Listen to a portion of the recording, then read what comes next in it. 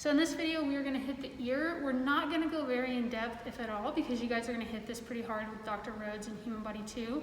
But we are going to cover some of the very general structures, some of the internal structures. So this portion of the ear is the auricle here, okay, leading into the external acoustic meatus. You saw that on the skull. So getting inside here, we've got our auditory canal.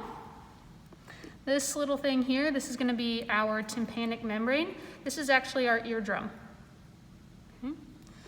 We've got three little bones that are responsible for relaying the vibrations felt with our eardrum to our inner ear so that they can be interpreted and relayed to the brain. We're going to have our malleus here, our incus, and then our stapes, which should look like a horseshoe, but on this model it is currently broken.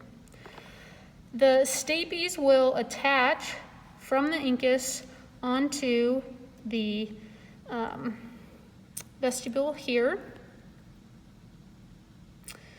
And then this is where we have some of that perilymph, that endolymph, that gelatinous fluid, okay, which is where our equilibrium and balance is housed. Okay, as well as it will relay those sound signals into the cochlea so that we can interpret those. If you've heard of cochlear implants for individuals who are hearing impaired, things like that, this is actually where that implant goes to help with the ability to hear, to transfer those sounds that go into the ear and then through the brain. These semicircular canals then, right here, are helpful with balance. We can see here where that cranial nerve 8, that vestibulocochlear nerve, leaves through the internal acoustic meatus and then splits. This would be our cochlear branch here. This would be our vestibular branch here. Also, what we can see in here is this is our eustachian tube, auditory tube, pharyngotympanic tube. This is the tube that will exit out through that hole that I showed you that sits in the posterior portion of the throat, so that the stuff in our ear can drain and then drop into the throat. So if you have an ear infection or things like that, or allergies, this is how the ear will dump out whatever's in there into the throat. Okay?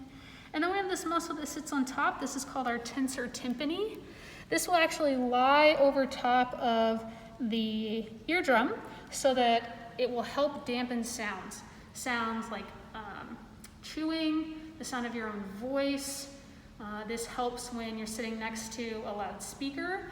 It helps dampen the vibration so that, one, you don't drive yourself crazy by listening to yourself chew for 80 years, and as well as stabilizing that membrane so that you don't blow your eardrum out by sitting next to that huge speaker.